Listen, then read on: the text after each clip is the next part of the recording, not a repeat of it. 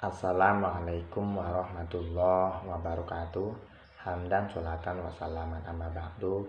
Perkenalkan, saya Imam Syafi'i dari Prodi PAI semester 2 kelas F. Saya di sini akan mempresentasikan tugas dari mata kuliah Ilmu Pendidikan Islam. Dosen pengampu yaitu Bapak Agus Salim, MPDI. Saya di sini akan mempresentasikan tugas ringkasan jurnal yang berjudul Politik dan Pendidikan Nahdlatul Ulama yang ditulis oleh Nur Rohmah Hayat. Tujuan penulis: 1. Menjelaskan peran NU di bidang politik dan pendidikan di Indonesia. 2. Politik dan pendidikan masyarakat NU di era sekarang. Metode penulisan yaitu dengan metode penelitian kualitatif. Langsung ke pembahasan. 1. Perkembangan politik NU.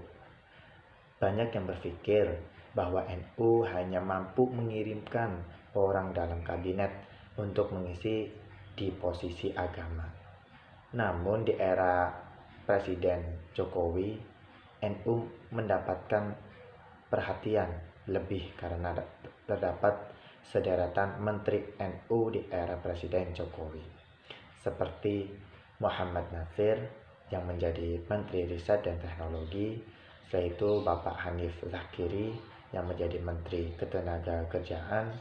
Setelah itu ada Bapak Imam Nahrawi yang menjadi Menteri Pemuda dan Olahraga, dan ada Bapak Marwan Ja'far yang menjadi Menteri Pembangunan Daerah Tertinggal dan Transmigrasi, dan masih banyak lagi. 2. Sejarah pendidikan NU, yaitu pesantren NU. Kiai Haji Hasyim Asy'ari adalah pengasuh pondok pesantren Tebu Ireng, Jombang, Jawa Timur pada tahun 1919.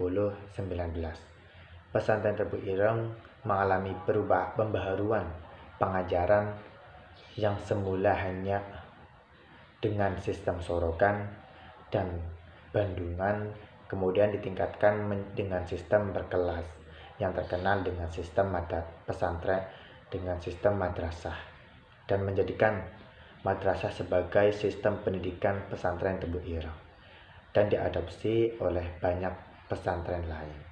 Selain itu, pemikiran pendidikan Kiai Haji Hasyim Asy'ari juga merangkum sebuah kitab karangannya yang berjudul Adab al-Alim wal Muta'alim, yang berisi tentang konsep pendidikan, yakni tentang etika atau adab dalam mencari ilmu pengetahuan, kemudian tentang etika guru, tentang etika guru yang sedang mengajar, terus etika guru dengan murid, kemudian etika seorang guru terhadap guru, dan etika murid terhadap pelajaran.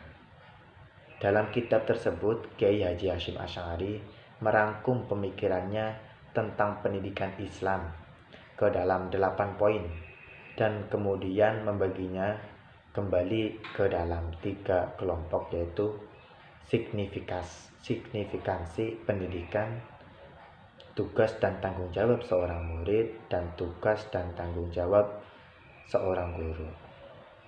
Kemudian 3. Implikasi pemikiran pendidikan Hasyim Asy'ari terhadap pendidikan Islam pada masa kini. 1. Pola kepemimpinan guru dalam pemikiran Kiai Haji Hasyim Asy'ari cenderung mengarah pada pola kepemimpinan yang karismatik. 2. Mengenai evaluasi, tidak menggunakan standar nilai, tetapi dari aspek sikap, tata krama, dan keterampilan.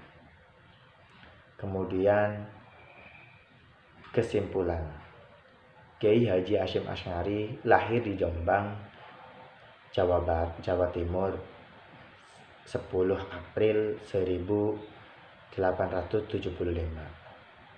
atau 24 Zulhijjah 1287 Hijriah. Pendiri dan pengasuh pondok pesantren Tebu Ireng pada tahun 1900,